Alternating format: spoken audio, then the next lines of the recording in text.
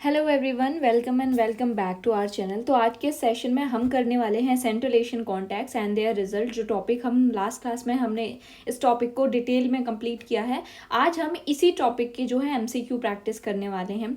आज के सेशन में डिफरेंट एग्जाम्स में जो भी क्वेश्चन आए हैं इस टॉपिक से रिलेटेड उनको डिस्कस करेंगे और देखेंगे कि कौन कौन से टॉपिक्स हैं, कौन कौन सा ऐसा पर्टिकुलर पॉइंट है जहाँ से काफ़ी बार रिपीटेडली क्वेश्चन पूछे गए। तो आज के सेशन में हम PYQs प्रैक्टिस करने वाले हैं। So without any further delay, let's get started. So आपका पहला क्वेश्चन जो है वो पहला क्वेश्चन है, निम्नलिखित में से किस हिंद यवन शासक ने शीशे के सिक्के जारी किए थे। हिंद यवन का मतलब है इंडो ग्रीक्स, ठीक है। क्या रखना है, इंडो ग्रीक्स को कहा गया है हिंद यवन। और इनमें से कौन सा शासक है जिसने शीशे के कॉइन्स जो है वो जारी किए थे, जिसमें है स्ट्रेटो 2, स्ट्रेटो 1, डेमेट्रियस या मियांडर। ये क्वेश्चन आपका यूपीपीसीएस में 2014 में पूछा गया है। इसका आंसर होगा आपका ऑप्शन नंबर ए। हमने क्लास में पढ़ा था कि शीशे के कॉइन्स जारी किए हैं, तो ये हमें याद रखना है। डिमेट्रियस से पहले हमने पढ़ा था इस चीज को, ठीक है। मतलब इनके नाम भी याद रखते हैं हमें कि डिमेट्रियस जो है वो किस से रिलेटेड है, क्या ये शक से रिलेटेड है या पार्थियन से रिलेटेड या फिर इंडो ग्रीक से रिलेटेड है। तो ये भी हमें याद रखना है कि ये राजा जो है वो किस से रिलेटेड है, ठीक है। सो नेक्स्ट क्वेश्चन हम यहाँ देखते हैं कि काव्य शैली का प्राचीनतम नमूना किसके अभिलेख में मिलता है।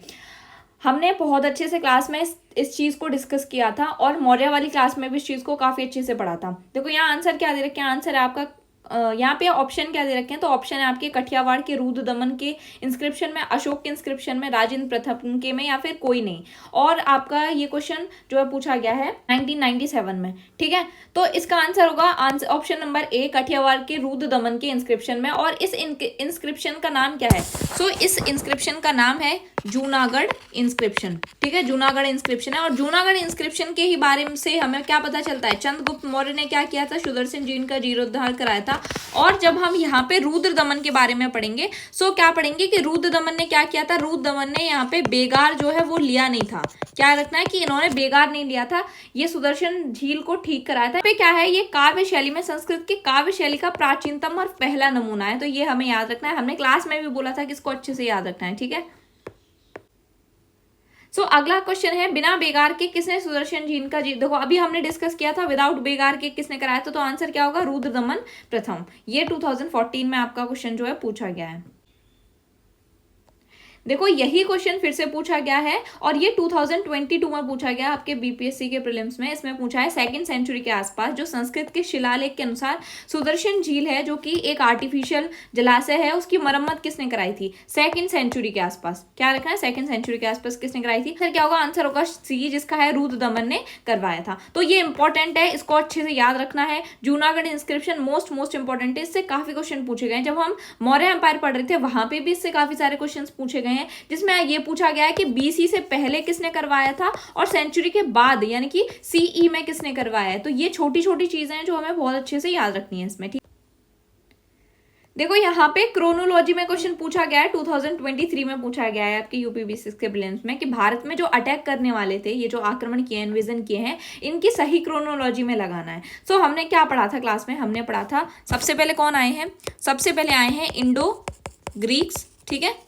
इनके बाद कौन आए हैं, शकास, शकास के बाद कौन आए हैं, पार्थियंस, ठीक है, पार्थियंस। और पार्थियंस के बाद कौन आए हैं, कुशांस, ठीक है, कुशांस। तो सीक्वेंस क्या होगा, इंडोग्रीन्स, शकास और कुशांस। ऑप्शन नंबर बी जो है इसका आंसर होगा, ठीक है। अब अगला क्वेश्चन जो है वो ये है कि नॉर्थ और नॉर्थ वेस्ट भारत में सर्वाधिक संख्या में तांबे के सिक्के जारी किए थे, किसने किए थे। मतलब इंडिया के, मतलब ये पार्ट जो है नॉर्थ और नॉर्थ वेस्ट की साइड, यहाँ पे सबसे ज्यादा तांबे के सिक्के किसने जारी किए थे, इंडो ग्रीक्स ने, कुशांस ने, शकों ने, प्रतिहारों ने। 2005 में क्वेश्चन पूछा गया, आंसर होगा कुषाणों ने। हमने क्लास में भी डिस्कस किया था कि कुषाणों ने जो तांबे के सिक्के हैं वो नॉर्थ और नॉर्थ वेस्ट की साइड जारी किया और इन्होंने जो है गोल्ड के कॉइन्स भी इशू किए थे। और प्योरिटी के मामले में कुशांस के कॉइन गुप्ता कॉइन से बहुत ज्यादा अच्छे हैं, ठीक है। अगला क्वेश्चन है आपका, निम्नलिखित में से किस शासक को सर्वप्रथम सोने के सिक्के जारी करने का श्रेय जाता है। मतलब ये यहाँ पे 4 किंग्स हैं, उनका नाम दे रखा है, इनमें से ऐसा कौन सा किंग है जिसने सबसे पहले गोल्ड के कॉइन्स इशू किए थे। सो हमने क्लास में डिस्कस किया था इसको, जिसमें answer number B, option number B, जिसका है विम कैडेफिसिस। विम कैडेफिसिस को कैडेफिसिस क्या बोला था, कैडेफिसिस 2 भी बोला गया था। सो कैडेफिसिस 2 ने जो है क्या है, गोल्ड के कॉइन सबसे पहले इशू किए थे। और जबकि कुजुल कैडेफिसिस ने क्या किए थे, रोम के जो कॉइन्स थे उनको कॉपी करके बनाया था इसने, ठीक है। तो याद रखना है, ये 2009 में आपसे पूछा गया है।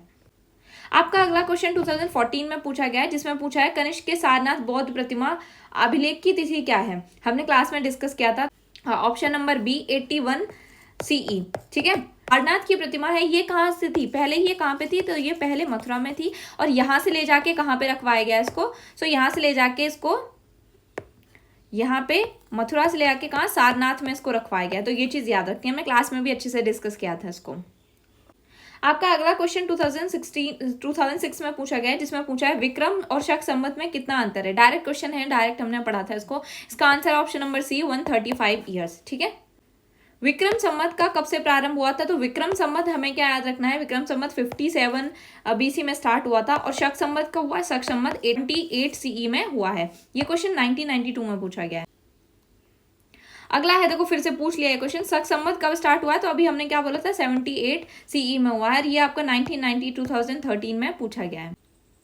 अगला क्वेश्चन है, शक क्षत्रप जो थे उनके काल में जो गोल्ड और सिल्वर के कॉइन्स थे उनका रेशियो क्या था। सो हमने क्लास में पढ़ा था, रेशियो था 1:35 जो है रेशियो था, और ये 2021 में उत्तराखंड PCS में पूछा गया है। ठीक है, अगला क्वेश्चन है, जो कला शैली भारतीय और यूनान यानी कि इंडो ग्रीक शैली का मिश्रण है, इंडिया और ग्रीक का मिश्रण है, उसे क्या कहते हैं उस शैली को, तो उस शैली को कहेंगे गांधार आर्ट्स। ठीक है, गांधार आर्ट्स याद रखना है, 2008 में पूछा गया है, 1993 में जो है ये भी क्वेश्चन पूछा गया है। अगला क्वेश्चन है, राजा खारवेल का नाम जुड़ा है, बहुत सारे लेक दिए हैं, जैसे गिरनार के स्तंभ लेक से, या जूनागढ़ के स्तंभ लेक से, या हाथी गुम्फा लेक से, या सारनाथ के लेक से। तो आंसर क्या होगा, ऑप्शन नंबर सी हाथी गुम्फा लेक से। और हाथी गुम्फा लेक के बारे में हमने क्या देखा था, हाथी गुम्फा लेक कहाँ पे है, ये है आपके उदयगिरी केव्स में, और उदयगिरी केव्स कहाँ है, ये है आपके उड़ीसा के भुवनेश्वर में। ठीक है, तो याद रखना है ये। और खारवेल किस वन से रिलेटेड है, तो खारवेल जो है वो चेदी वन से रिलेटेड है, ये भी हमें याद रखना है। ठीक है, ये क्वेश्चन आपसे 1999 में पूछा गया है। देखो ये फिर से रिपीट हुआ क्वेश्चन 2018 में, और यहाँ पूछा गया हाथी गुम्फा अभिलेख किस शासक के विषय में जानकारी देता है, तो आंसर क्या होगा, खारवेल किंग, और किससे रिलेटेड है, चेदी वन से रिलेटेड है ये। देखो ये क्वेश्चन पूछ ही लिया यहाँ पे, 2008-2015 में है, ये है कलिंग नरेश खारवेल निम्न में से किस वंश से संबंधित है, तो कौन सा वंश है, चेदी वंश है इनका। ठीक है,